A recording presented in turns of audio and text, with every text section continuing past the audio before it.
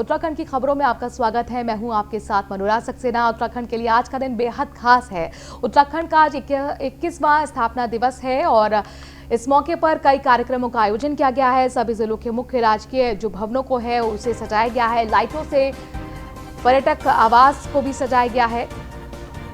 तस्वीरें आपको लगातार हम दिखा रहे हैं कि किस तरीके से देहरादून में तमाम कार्यक्रमों का आयोजन और राजकीय भवनों को शानदार लाइट से सजाया गया है। आज उत्तराखंड 21 साल का हो गया है। 9 नवंबर 2000 को उत्तर प्रदेश से अलग होकर उत्तराखंड की नींव रखी गई थी।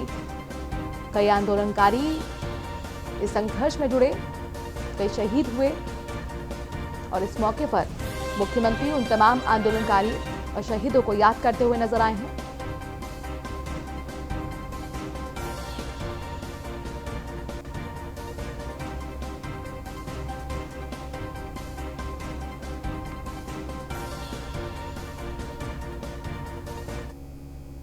तो उत्तराखंड का 21वां स्थापना दिवस आज है। सीएम राज्य को कई विकास कार्यों की सौगात दे सकते हैं।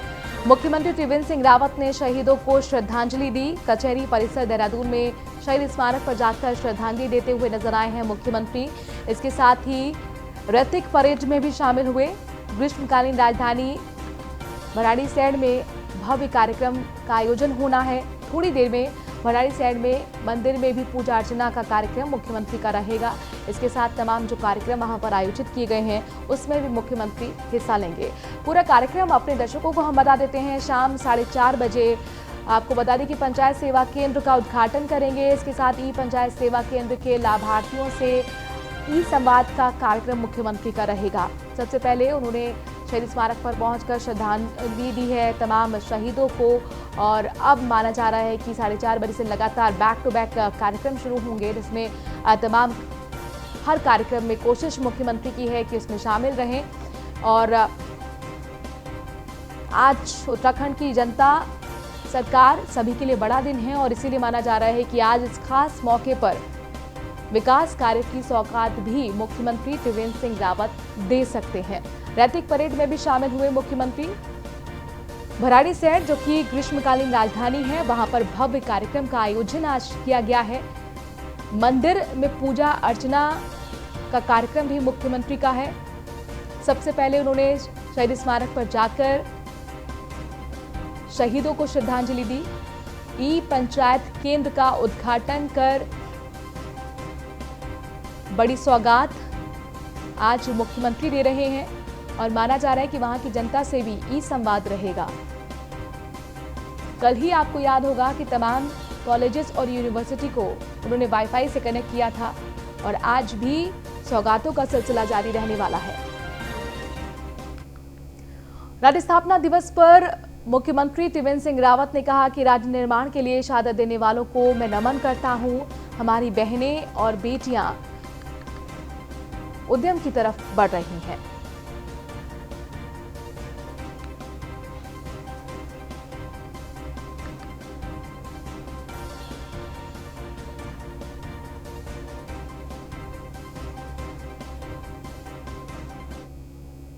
तो उत्तराखंड स्थापना दिवस का आज 21वां साल लग गया है। 20 साल पूरे हो चुके हैं उत्तराखंड को बने हुए। पीएम मोदी ने इस दौरान ट्वीट कर उत्तराखंड के लोगों को, उत्तराखंड के निवासियों को शुभकामनाएं दी हैं। राज्य के स्थापना दिवस की हार्दिक बधाई मैं देता हूं, प्रधानमंत्री नरेंद्र मोदी लिखते हैं और इसके साथ ही वो कहते हैं कि विकास की नित्य नई ऊंचाइयों को उत्तराखंड छूता रहे। पीएम मोदी ने अपने ट्वीट में कहा कि उत्तराखंड के निवासियों को राज्य के स्थापना दिवस की हार्दिक बधाई। प्रगति के पथ पर अग्रसर, प्राकृतिक संपदा, नैसर्गिक सौंदर्य से भरपूर ये प्रदेश ऐसे ही विकास की नित नई ऊंचाइयों को छूता रहे।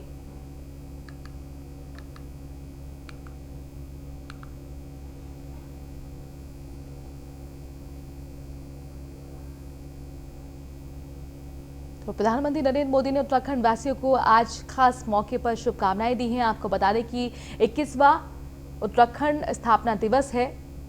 9 नवंबर 2000 को उत्तर प्रदेश से अलग होकर उत्तराखंड की नींव रखी गई थी।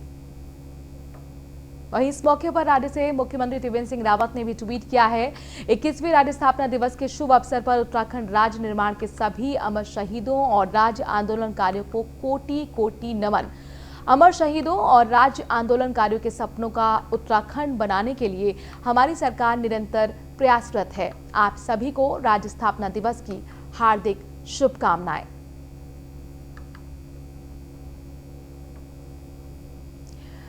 यूपी के सीएम योगी ने उत्तराखंड वासियों को शुभकामनाएं भेजी हैं। उत्तराखंड राज्य के स्थापना दिवस को लेकर शुभकामनाएं उन्होंने दी और वो अपने ट्वीट में कहते हैं कि उत्तराखंड के स्वर्णिम भविष्य की हृदय तल से कामना है। सीएम योगी ने अपने ट्वीट में लिखा है, अनुपम प्राकृतिक सौंदर्य, सम्मोहक विविधता, उत्कृष्ट इतिहास, समृद्ध आध्यात्मिक सांस्कृतिक चेतना से परिपूर्ण देवभूमि उत्तराखंड राज्य के स्थापना दिवस पर उत्तराखंड वासियों को हार्दिक शुभकामनाएं।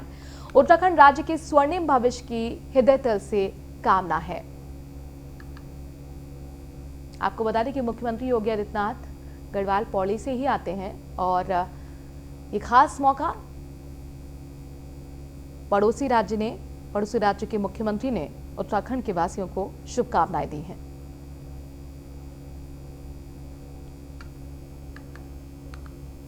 जाहिर तौर पर आज का दिन काफ़ी खास दिन है। उत्तराखंड वासियों के लिए गर्व की अनुभूति होगी तमाम उत्तराखंड के लोगों, सरकार के लिए। और कहां तक ये सफर 20 साल में पहुंचा ये भी हम समझने की कोशिश करेंगे। सुमित सैनी हरिद्वार से जुड़ गए हैं, संजय शर्मा ऋषिकेश से हमारे संवाददाता जुड़ गए हैं। क्या कार्यक्रम है और किस तरह का उत्साह लोगों के बीच में है? सुमित, सबसे पहले आपके पास हम आएंगे और आपसे जानना चाहेंगे, चूंकि हरिद्वार जो है वो आस्था की नगरी है और देवभूमि तो उत्तराखंड को कहा ही जाता है, यानी कि देवों की भूमि। तो ये बताइए कि आज खास दिन पर क्या कुछ खास होने जा रहा है उत्तराखंड में? बिल्कुल, उत्तराखंड को 20 साल हो चुके हैं। आज 21वां स्थापना दिवस मनाया जा रहा है। हालांकि कोरोना काल के साए में ये उत्सव मनाया जा रहा है, लेकिन उत्साह को देखकर कहीं भी कोई कमी नजर नहीं आ रही है। क्योंकि हरिद्वार की बात करते हैं तो हरिद्वार यूपी से जो एंट्री होती है हरिद्वार के साथ में, तो यहाँ हरिद्वार से ही उत्तराखंड की एंट्री होती है। तो इसके चलते यहाँ पर तमाम जो हर जगह कार्यक्रम रखे गए हैं स्थापना दिवस में, यहाँ पर ऋषिकुल ऑडिटोरियम में एक कार्यक्रम है जिसमें हरिद्वार के प्रभारी मंत्री सतपाल महाराज भी वहां पर पहुंचे और यहाँ पर जो बिल्डिंग है, जो सरकारी बिल्डिंग को भी लाइटों से पूरी तरह से सजा दिया गया है और शाम के वक्त भी कुछ कार्यक्रम यहाँ पर होंगे। जी, संजय शर्मा का हम रुख करते हैं। संजय, ऋषिकेश से हमारे संवाददाता जुड़े हुए हैं। संजय, ये बताइए कि वहां पर भी क्या जनप्रतिनिधियों के पहुंचने का आज कार्यक्रम है और किस तरीके का आकलन करेंगे इस 20 साल के सफर का उत्तराखंड के लिए? जी हाँ, यहाँ पर काफी जोर शोर से उत्तराखंड की स्थापना दिवस को मनाया जा रहा है, लेकिन यहाँ किसी प्रतिनिधि या किसी नेता के पहुंचने की कोई भी अभी तक खबर नहीं है। लेकिन यहाँ जितने भी आंदोलनकारी थे उन्होंने बड़ी धूमधाम से मनाया और शहीदों को श्रद्धांजलि दी। यहाँ का जो माहौल है इस टाइम बहुत ही खुशी का माहौल बना हुआ है।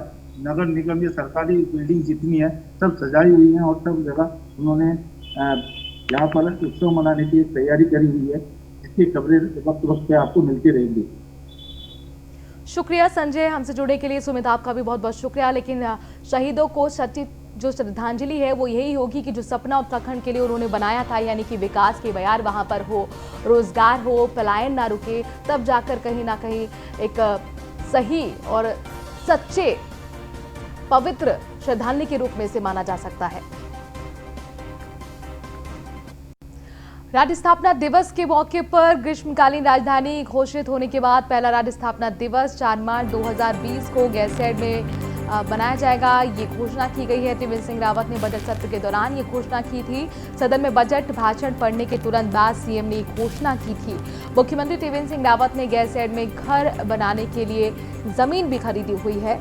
भूमि खरीदकर सीएम ने रिवर्स पलायन का संदेश दिया। मुख्यमंत्री त्रिवेंद्र सिंह रावत ने पहाड़ों में बसने का एक संदेश दिया था और अपने फैसलों से विपक्ष से एक गैरसैंण का जो मुद्दा था वो भी छीना।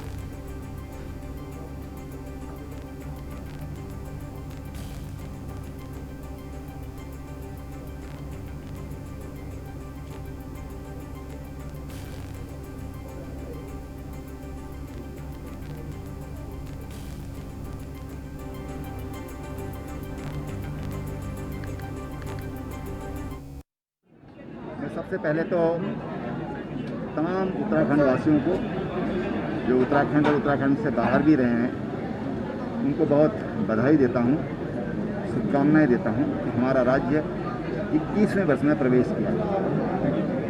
मैं तमाम उन शहीदों को जिन्होंने इस राज्य निर्माण में अपना बलिदान दिया, अपने जीवन को उत्सर्ग किया, उनको भी हम प्रणाम करते हैं, नमन करते हैं। तमाम जिन लोगों ने राज्य के लिए आंदोलन किया उनको भी मैं बहुत शुभकामनाएं देता हूं, उनके प्रति सम्मान प्रकट करता हूं। 21वें वर्ष में जब राज्य प्रवेश कर रहा है और जो प्रोग्राम देहरादून में हुआ है राजधानी में, इसी का एक छोटा स्वरूप ये गैरसैंण में हो रहा है। अब गैरसैंण में हो रहा है, पहली बार हो रहा है, ये बात सही है। जब ग्रीष्मकालीन राजधानी गैरसैंण को घोषित किया गया और इसलिए हमने सोचा कि ग्रीष्मकालीन राजधानी है तो वहाँ पर भी राज्य स्थापना का ये दिवस मनाया जाना। पौड़ी से अगली खबर, जहां पर उत्तराखंड स्थापना दिवस धूमधाम से मनाया जा रहा है। पौड़ी के रामलीला मैदान में कार्यक्रम का आयोजन किया गया है। कार्यक्रम में मुख्य अतिथि के रूप में कृषि मंत्री सुबोध उनियाल पहुंचे और वहां राज्य आंदोलनकारियों को उन्होंने श्रद्धांजलि अर्पित की। इस दौरान महिला राज्य आंदोलनकारियों को भी सम्मानित किया गया। विकास से जुड़ी बहुत सारी गतिविधियां एक साथ देखने को मिलेंगी। इसी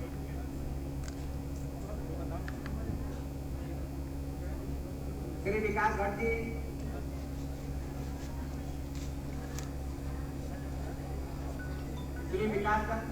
भट्टी गांव करने के पश्चात मुख्य कार्यक्रम स्थल की ओर बढ़ते हुए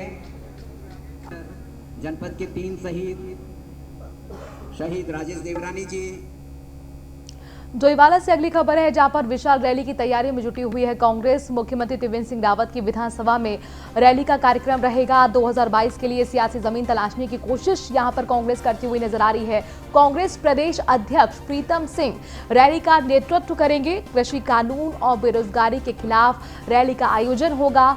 किसान ट्रैक्टर रैली की पूरी तैयारियों में जोर शोर से जुटी हुई है कांग्रेस और तमाम कार्यकर्ता इस रैली को सफल बनाने के लिए रीढ़ चोटी का जोर लगा रहे हैं। आपको बता दें कि 2022 में विधानसभा चुनाव हैं और ऐसे में कोई कभी यहां पर नहीं छोड़ना चाहती। जिस तरह के किसानों का गुस्सा कृषि कानून को लेकर है, वो एक बड़ा मुद्दा बनाते हुए यहां पर रैली का आयोजन करने की तैयारी में कांग्रेस। देखिए, कांग्रेस पार्टी इस समय पूरे प्रदेश में जनता से जुड़े हुए हर मुद्दे पर प्रदर्शन कर रही है। लोगों के बीच में भाजपा के जो कुकर्म हैं उनको लेके जा रही है।